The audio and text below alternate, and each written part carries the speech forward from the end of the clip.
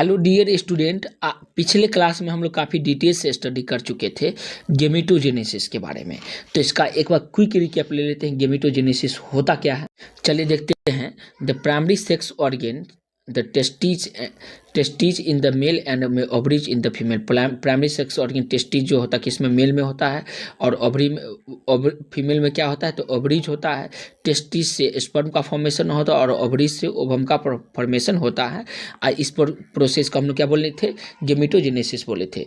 Testes जो होता है इमेच्योर मेल जर्म सेल, जिसको स्पर्मेटोगोनिया कहेंगे, ये प्रोड्यूस किसको करेगी, तो स्पर्मेटोजेनेसिस के बिगिनिंग, प्यूबर्टी के बिगिनिंग स्टेट में ये स्पर्मेटोजेनेसिस करेगी। स्पर्मेटोगोनिया जो होगा सिंगुलर, जिसको स्पर्मेटोगोनियम कहेंगे, ये प्रेजेंट होगा किसके इनसाइड वाल में, तो सेमनीफेरस ट्यूब्यूल्स के इनसाइड वाल में प्रेजेंट होगा। और ये मल्टीप्लाई करेगी मियोटिक डिवीजन के द्वारा और अपने नंबर को इंक्रीज करेगी। प्रत्येक स्पर्मेटोगोनियम जो होगा ये डिप्लॉयड होगी और इसमें 46 क्रोमोसोम को कंटेन करके रखेगी। कुछ स्पर्मेटोगोनियम को हम लोग क्या बोलेंगे, प्राइमरी स्पर्मेटोसाइट बोलेंगे, जो पीरियोडिकली मियोसिस डिवीजन करेगी। प्राइमरी स्पर्मेटोसाइट जो होगा फर्स्ट मियोटिक डिवीजन कंप्लीट करेगी, जिसको हम लोग रिडक्शन डिवीजन कहेंगे। और किसका फॉर्मेशन करेगी, 2 इक्वल हैप्लॉइड सेल। वो दो इक्वल हैप्लॉइड सेल को क्या बोलेंगे, सेकेंडरी स्पर्मेटोसाइट बोलेंगे, जिसमें केवल प्रत्येक में 26 क्रोमोसोम ही प्रेजेंट होगा। उम्मीद करते हैं ये भी समझ में आ गया होगा। 23 ही क्रोमोसोम प्रेजेंट होगा। फिर आगे का लाइन देखिए, 23 क्रोमोसोम प्रेजेंट होगा। Secondary spermatocyte undergo second meiotic division और 4 इक्वल हैप्लॉइड स्पर्मेटिड का निर्माण करेगा। अब एनसीईआरटी खुद ही क्वेश्चन पूछती है कि what would you number of chromosome in the spermatid. Spermatid में नंबर ऑफ क्रोमोसोम कितना होगा, तो ये होगा हैप्लॉइड होगी स्पर्मेटिड, और इसमें नंबर ऑफ क्रोमोसोम 23 अर्थात 23 होगा। 46 का हाफ 23 होगा, ठीक है।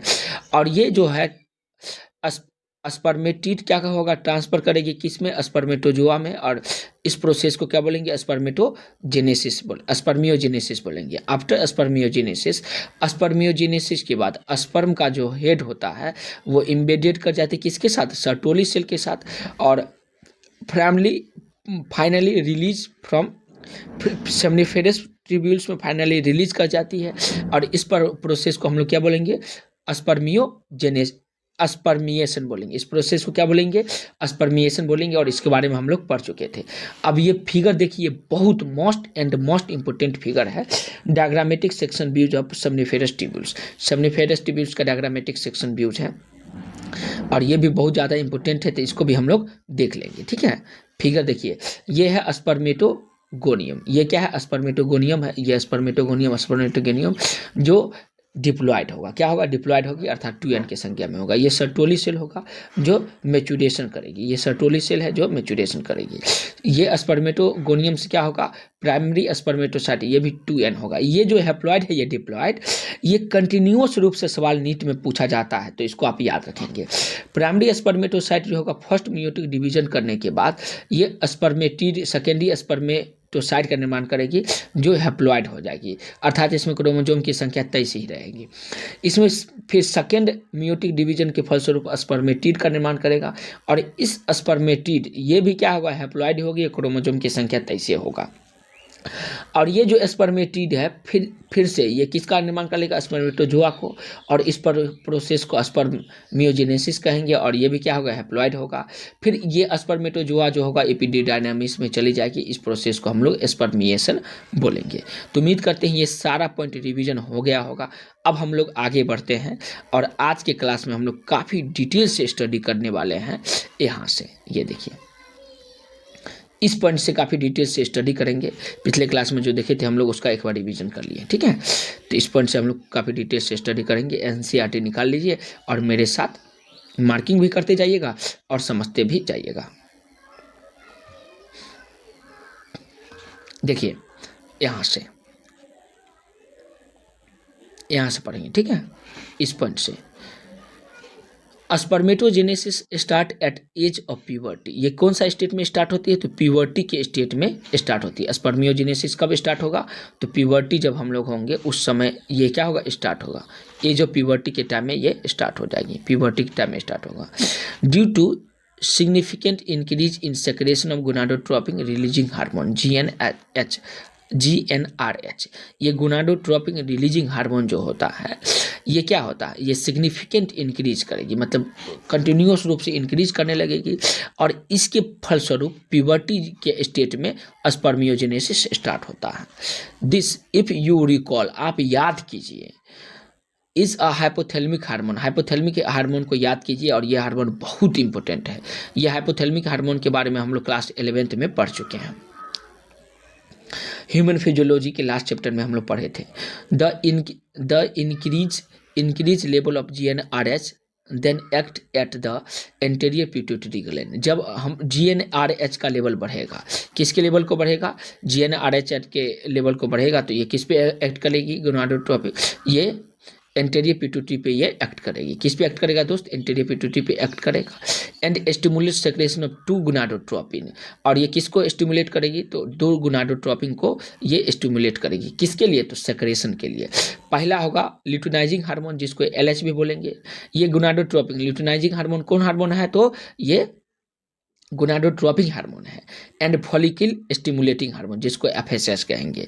2 हार्मोन, एक होगा LHS ल्यूटिनाइजिंग हार्मोन और दूसरा होगा FSH फॉलिकल स्टिमुलेटिंग हार्मोन। इसको क्या करे, ये दोनों गोनाडोट्रोपिन हार्मोन है और इसको क्या करेगी, GnRH गोनाडोट्रोपिन रिलीजिंग हार्मोन इसको स्टिमुलेट करेगी, इसके सेक्रेशन को। ठीक है, फिर आगे देखते हैं। LH act at the leading cell. LH जो होगा ल्यूटिनाइजिंग हार्मोन, ये किस पे एक्ट करेगी, तो लीडिंग सेल पे ये एक्ट करेगा। ये किस पे एक्ट करेगा दोस्त, तो लीडिंग सेल पे ये एक्ट करेगी। And stimulate the synthesis and secretion of androgen. Androgen के सिंथेसिस और सेक्रेशन को ये क्या करेगी, स्टिमुलेट करेगा। कौन, देखिए LH जो होगा, मेरे साथ बोलिए, LH किस पे एक्ट करेगी, लीडिंग सेल पे। और ये किसको स्टिमुलेट करेगी, किसके सिंथेसिस और सेक्रेशन को, तो एंड्रोजन के सिंथेसिस और सेक्रेशन को ये स्टिमुलेट करेगी। उसके बाद है androgen in turn stimulate the process of spermatogenesis. और ये जो एंड्रोजन है, ये एंड्रोजन जो हम लोग देखे थे, ये एंड्रोजन क्या करेगी, ये टर्न आउट करेगा किसके स्टिमुलेशन को, तो स्पर्मेटोजेनेसिस के स्टिमुलेशन को ये क्या करेगी, टर्न आउट करेगा। किसके स्टिमुलेशन को, तो स्पर्मेटोजेनेसिस के स्टिमुलेशन को। FSH act on the Sertoli cell. FSH किस पे एक्ट करेगी, तो सर्टोली सेल पे एक्ट करेगा। और स्टिमुलेट किसको करेगी, तो आगे हम लोग देखेंगे। तो उम्मीद करते हैं ये सारा पॉइंट समझ में आ गया होगा। एक बार क्विक रिकैप ले लेते हैं हम लोग। देखिए समझिए, ये स्पर्मियोजेनेसिस से स्टार्ट होगा प्यूबर्टी के स्टेट पे। इसमें सिग्निफिकेंटली इंक्रीज होगी गोनाडोट्रोपिन रिलीजिंग हार्मोन, जिसको GnRH भी कहेंगे।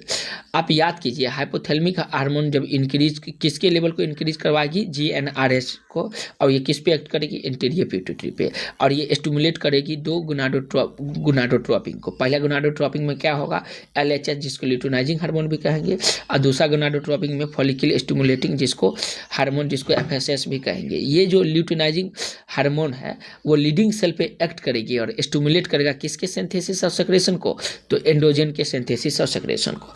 ये एंड्रोजन जो होगा टर्न हो जाएगा और स्टिमुलेट करेगी स्पर्मियोजेनेसिस को। तो ये हम लोग देख लिए LHS का काम। उसके बाद FSH का काम देखिए, FSH एक्ट करेगी सर्टोली सेल पे। LHS किस पे एक्ट की थी, लीडिंग सेल पे, और ये सर्टोली सेल पे एक्ट करके और स्टिमुलेशन करेगा। तो यहाँ पे वीडियो को पॉज करके और इस लाइन जो है उसको स्क्रीनशॉट भी ले सकते हैं। अब हम लोग आगे बढ़ते हैं। चलिए NCERT में साइड में लिख लीजिए, ये ल्यूटिनाइजिंग हार्मोन LH का मतलब ल्यूटिनाइजिंग हार्मोन, ये लीडिंग सेल पे एक्ट करेगी और किसको, सिंथेसिस और सेक्रेशन ऑफ एंड्रोजन। एंड्रोजन को हम लोग टेस्टोस्टेरोन भी कहेंगे। ये एंड्रोजन मतलब टेस्टोस्टेरोन के सिंथेसिस और सेक्रेशन को क्या करेगी, इंक्रीज करवाएगी, इन्हांस करवाएगी। तो ये LH किस पे एक्ट करेगी, पूछा जाएगा क्या बताएंगे, L4 ल्यूटिनाइजिंग हार्मोन और L4 ये लीडिंग सेल, तो ये लीडिंग सेल पे एक्ट करेगी। और FSH किस पे एक्ट करेगी, तो सर्टोली। इसमें देखिए S है ना, S4 सर्टोली सेल भी यहाँ पे बोल सकते हैं। यहाँ पे होगा फॉलिकल स्टिमुलेटिंग हार्मोन, ये सर्टोली सेल पे एक्ट करेगा। और स्पर्मियोजेनेसिस, देखिए सब में S है, इसमें भी S है, इसमें भी S है और इसमें भी S है। तो याद करने के लिए बस मैं थोड़ा सा ट्रिक बता दिया हूँ कि FSH किस पे एक्ट करेगी, तो सर्टोली सेल पे, और किसको स्टिमुलेट करेगी, तो स्पर्मियोजेनेसिस को स्टिमुलेट करेगी। तो ये लाइन भी उम्मीद करते समझ में आ गया होगा। तो हम लोग देख रहे थे FSH जो होगा वो किस पे, सर्टोली सेल पे एक्ट करेगी और किसको स्टिमुलेट करेगी, तो stimulation of secretion of some factor which help in process of spermiogenesis, जो स्पर्मियोजेनेसिस के प्रोसेस को क्या करेगी, ये अफेक्ट करेगी, ठीक है, उसमें हेल्प करेगी। समझ में आ गया।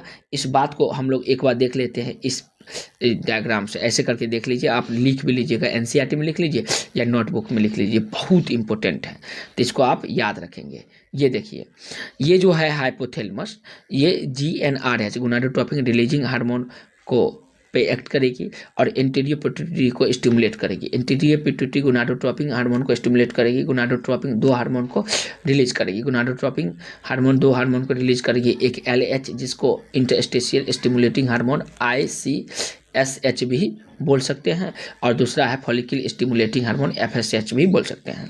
ये जो ल्यूटिनाइजिंग हार्मोन है, ये लीडिंग सेल पे एक्ट करेगी। लीडिंग सेल को हम लोग इंटरस्टेशियल सेल भी बोलेंगे। ये लीडिंग सेल जो होगा, ये इंटरस्टेशियल सेल, ये एंड्रोजन को सेक्रेट करेगी और ये किस में हेल्प करेगी, तो स्पर्मेटोजेनेसिस या स्पर्म के फॉर्मेशन में हेल्प करेगी। जबकि FSH किस पे एक्ट करेगी, तो सर्टोली सेल पे, और ये कुछ फैक्टर को रिलीज करेगी, और वो फैक्टर क्या होगा, एंड्रोजन बाइंडिंग प्रोटीन होगा, और ये किस में हेल्प करेगी, तो स्पर्मियोजेनेसिस, स्पर्म के फॉर्मेशन में फिर से क्या करेगी, हेल्प करेगी। तो उम्मीद करती हूँ ये सारा बातें डायग्राम के फॉर्मेट में आपको समझ में आ गया होगा। अब हम लोग आगे बढ़ते हैं और ये देखते हैं, बहुत इंपॉर्टेंट है।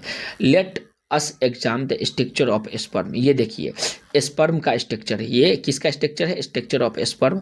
तो इसके बारे में भी देख लीजिए, ये बहुत ज़्यादा इंपॉर्टेंट है। ये क्या है, बहुत ज़्यादा इंपॉर्टेंट है फिगर 2.6 में दिया गया है, तो इसको भी हम लोग एक बार देख लेते हैं। फिगर 2.6, ठीक है, ये स्पर्म का स्ट्रक्चर देखेंगे। सबसे ऊपर से देखना स्टार्ट कीजिए, स्पर्म का स्ट्रक्चर को सबसे ऊपर से हम लोग देखना स्टार्ट करेंगे। ये देखिए, सबसे ऊपर में देख रहे हैं आप, प्लाज्मा मेम्ब्रेन है। ये क्या है दोस्तों, प्लाज्मा मेम्ब्रेन है। सबसे ऊपरी पार्ट को, स्पर्म के सबसे ऊपर के पार्ट को हम लोग प्लाज्मा मेम्ब्रेन बोलेंगे। और उसके जस्ट नीचे क्या है, एक्रोजोम है, जो एक प्रकार का क्या है, एंजाइम है, हाइड्रोलाइटिक एंजाइम। ये कैसा एंजाइम होगा, एक्रोजोम सवाल पूछेगा तो क्या बताइएगा, हाइड्रोलाइटिक एंजाइम है। उसके बाद यहाँ पे न्यूक्लियस देख लिए, न्यूक्लियस कंटेनिंग क्रोमोजोमल मटेरियल। ये यहाँ पे न्यूक्लियस है और ये किसको कंटेन करके रखेगी, क्रोमोजोमल मटेरियल। ये जो न्यूक्लियस है डिप्लॉयड होगा या हैप्लॉयड, क्या बताएंगे, ये हैप्लॉयड होगा। क्रोमोजोम भी यहाँ पे हैप्लॉयड होगी। मिड पॉइंट को हम लोग क्या बोलेंगे, न्यूक्लियस बोलेंगे। और यहाँ से यहाँ तक के पूरे पार्ट को हम लोग क्या बोलेंगे, हेड बोलेंगे। क्या बोलेंगे दोस्तों, हेड बोलेंगे। इस पार्ट को हम लोग नेक बोलेंगे। नेक जो होगा पोस्टेरियर सेंट्रियल होगा, जो इंट्रोपिंड ड्यूरिंग फर्टिलाइजेशन सेंट्रियल। उसका ये मिडिल पीस होगा, ये इस पार्ट को मिडिल पीस बोलेंगे। हम इसमें माइटोकॉन्ड्रिया पाया जाएगा मिडिल पीस में, जो स्पाइरली अरेंज्ड होगा। माइटोकॉन्ड्रिया कैसा होगा, तो स्पाइरली अरेंज है, जो energy source for swimming, sperm के स्विमिंग के लिए ये एनर्जी सोर्स का काम करती है। माइटोकॉन्ड्रिया को पावर हाउस भी बोले थे, जो हम लोग पढ़े थे सेल नामक चैप्टर में। सेल एंड उसके स्ट्रक्चर में हम लोग पढ़े थे, ठीक है। उसके बाद ये टेल है, जो एक्सियल फिलामेंटस होगा और 9+2 अरेंजमेंट होगा। इसके बारे में भी हम लोग उसमें पढ़े थे सेल नामक चैप्टर में। और स्पर्मेटो जो इट मीन्स स्पर्म होगा। अब देखिए, एक एक लाइन को हम लोग एनसीईआरटी से समझते हैं, एक एक लाइन को, ठीक है।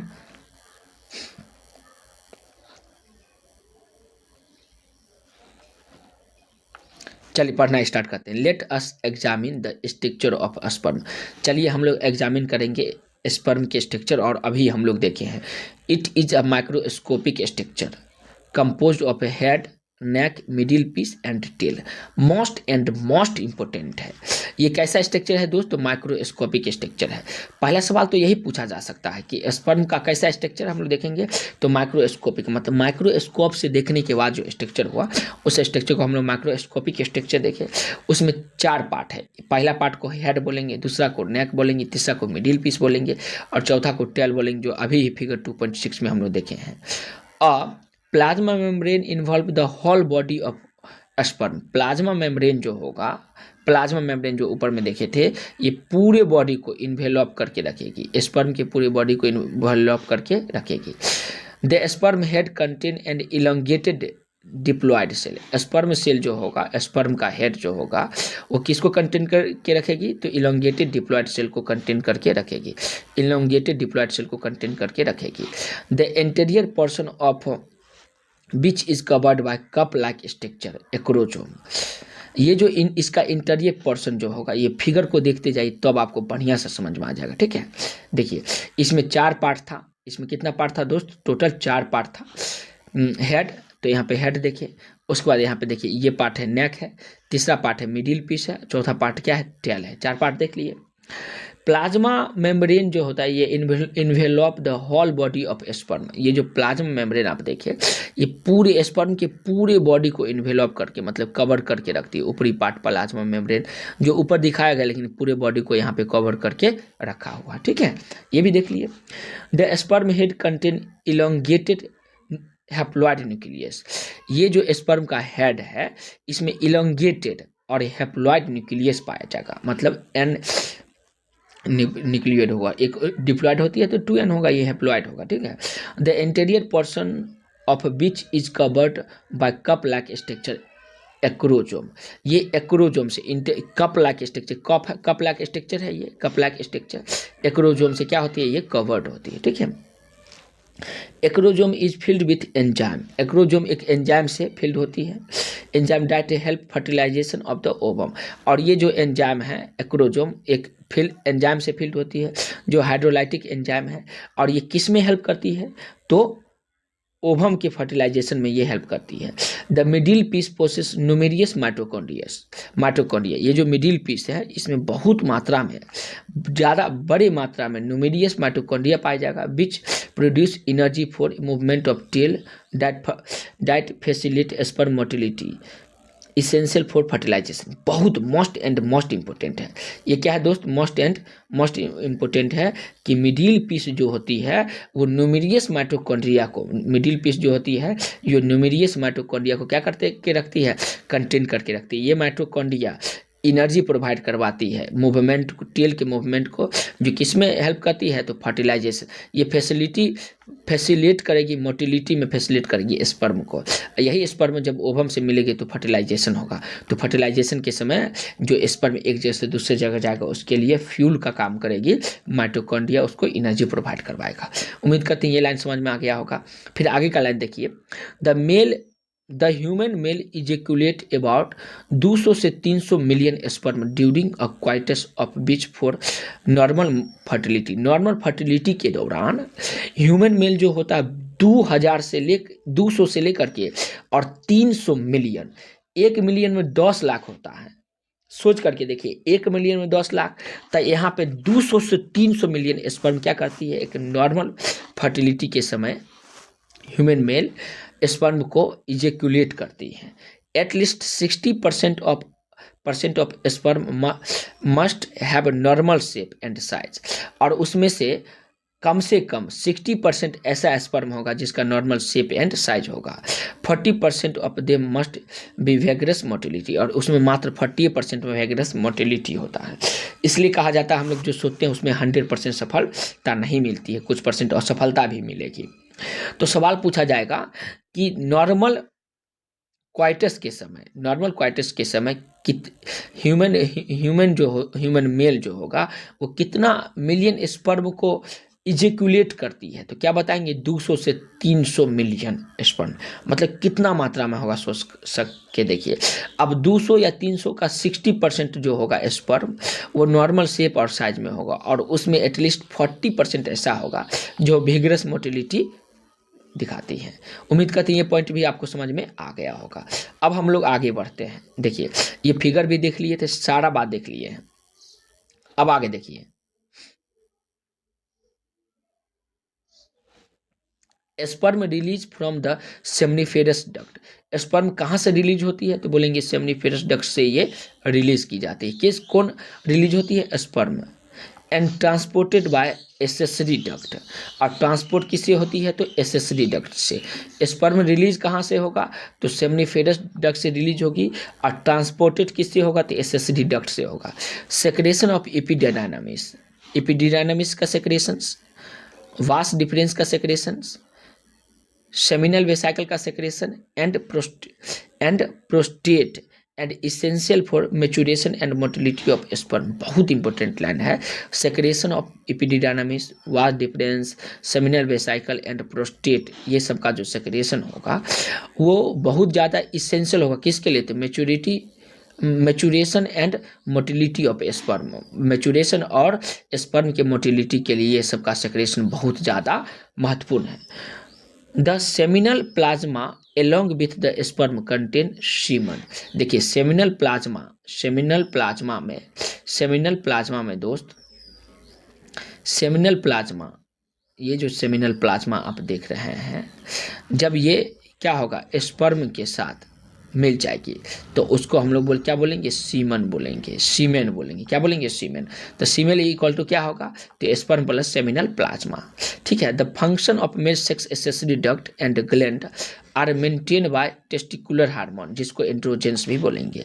ये देखिए फंक्शन किसका? मेस एक्सेसरी डक्ट और ग्लैंड का जो फंक्शन होगा वो किससे मेंटेन की जाएगी? तो टेस्टिकुलर हार्मोन, जिसको हम लोग एंड्रोजन भी बोलेंगे, इससे ये मेंटेन की जाएगी। तो ये भी बहुत महत्वपूर्ण है। सवाल पूछा जा सकता है मेल एक्सेसरी डक्ट या ग्लैंड का जो फंक्शन होगा किससे मेंटेन की जाएगी?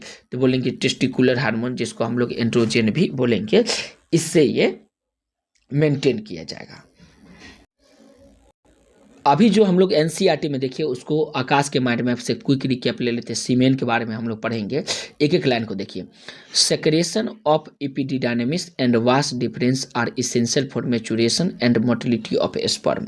देखिए एपिडिडायनामिस का सेक्रेशन एंड वास डिफरेंस का जो सेक्रेशन होगा ये किसके लिए इसेंशियल होगा? तो motility of maturation and motility, sperm के मैच्योरेशन और मोटिलिटी के लिए ये बहुत ज़्यादा इसेंशियल होगा। अगला इंपॉर्टेंट लाइन देखिएगा।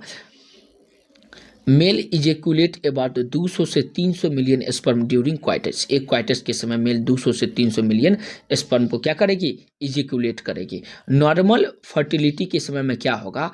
60% sperm must have normal shape and size. 60% ऐसा स्पर्म होगा जिसका शेप और साइज क्या होगा? नॉर्मल होगी। और 40% या 60% sperm must show vigorous motility. इसमें 40%, 60%, 40% ऐसा होगा जो विगरस मोटिलिटी बताएगी, जो अभी ये एनसीईआरटी में हम लोग पढ़े थे। उसके बाद देखिए हार्मोनल रेगुलेशन इन मेल में हार्मोन का कैसे रेगुलेशन होगा उसको हम लोग देख लेते हैं। ये भी बहुत ज़्यादा महत्वपूर्ण है। देखिए हार्मोनल रेगुलेशन इन मेल में हाइपोथैलेमस जो होगा सेक्रेट करेगी GnRH, जो सिग्निफिकेंट अमाउंट में होगा। ये टारगेट किस पे करेगा? एंटीरियर पिट्यूटरी को। और एंटीरियर पिट्यूटरी किसको सेक्रेट करेगी? गोनाडोट्रोपिन को। एंटीरियर पिट्यूटरी सेक्रेट करेगा गोनाडोट्रोपिन दो प्रकार का होगा, एक FSH, दूसरा LHS। ये FSH जो एक्ट करेगी सर्टोली सेल पे और कुछ सम फैक्टर को सिंथेसिस एंड रिलीज करेगी। और ये स्टिमुलेट किस में करेगी? तो स्पर्मियोजेनेसिस में को ये स्टिमुलेट करेगी। उम्मीद करते हैं ये बात समझ में आ गया होगा। अभी हम लोग एनसीईआरटी में पढ़े थे। उसके बाद ये इनसाइड था, सेमनीफेरस ट्यूब्यूल्स के इनसाइड। अब सेमनीफेरस ट्यूब्यूल्स के आउटसाइड में LHS होगा, जो एक प्रकार का गोनाडोट्रोपिन होता है। ये लीडिंग सेल या इंटरस्टेशियल सेल पे एक्ट करेगी। और ये किसको रिलीज करेगी? लीडिंग सेल या इंटरस्टेशियल सेल किसको रिलीज करेगी और सिंथेसाइज करेगा? एंड्रोजन या टेस्टिकुलर हार्मोन। और ये किसको स्टिमुलेट करेगी? एंड्रोजन या टेस्टिकुलर हार्मोन। तो स्पर्मेटोजेनेसिस को ये क्या करेगी? स्पर्मेटोजेनेसिस को ये स्टिमुलेट करेगी। तो FSH एक्ट करेगा सर्टोली सेल पे और कुछ फैक्टर को सिंथेसाइज एंड रिलीज करेगी और ये स्पर्मियोजेनेसिस के लिए उत्तरदायी होता है। जबकि LHS आउटसाइड में, सेमनीफेरस ट्यूब्यूल्स के आउटसाइड में ये लीडिंग या इंटरस्टेशियल सेल पे होगा, एक्ट करेगी और सिंथेसाइज रिलीज करेगी एंड्रोजन या टेस्टिकुलर हार्मोन, जो किसके लिए उत्तरदायी होता है? स्पर्मेटोजेनेसिस के लिए उत्तरदायी होता है। स्पर्मियोजेनेसिस क्या है? Spermiogenesis is transfer of spermatid to sperm and sperm head is embedded in Sertoli cell. Sperm का हेड जो है वो सर्टोली सेल में इम्बेडेड कर जाती है। Function of male accessory duct and gland are maintain by the testicular hormone, जिसको androgen भी कहेंगे। देखिए ये जो एंड्रोजन जिसको टेस्टिकुलर हार्मोन कहेंगे, ये मेल एक्सेसरी डक्ट और उसके ग्लैंड के फंक्शन को क्या करेगी? मेंटेन करके रखेगी। तो उम्मीद करते हैं एनसीईआरटी के माइंड में भी आपको समझ में आ गया और आपका रिवीजन भी हो गया होगा। अब हम लोग स्पर्म के बारे में देखेंगे। अभी ये हम लोग एनसीईआरटी में देखें स्पर्म। स्पर्म का देखिए मेनली 3 पार्ट होता है, एक हेड होता है, नेक होता है, 4 पार्ट है, हेड, नेक, मिडिल पीस और टेल। ठीक है, हेड पार्ट में क्या होगा, एक्रोजोम होगा जो कप लाइक स्ट्रक्चर है, filled with enzyme help in fertilization. ये हेलोजोइक एंजाइम को क्या करती है, फील्ड होती है और ये फर्टिलाइजेशन में हेल्प करती है। न्यूक्लियस में क्या होगा, ये हैप्लॉइड होगी, इलोंगेटेड होगा। ये प्लाज्मा मेम्ब्रेन है। ये बीच के पार्ट माइटोकॉन्ड्रिया होगा जो provide energy source for swimming या मूवमेंट ऑफ टेल। ये क्या करेगी, स्विमिंग या मूवमेंट ऑफ टेल में क्या करेगी, हेल्प करेगी।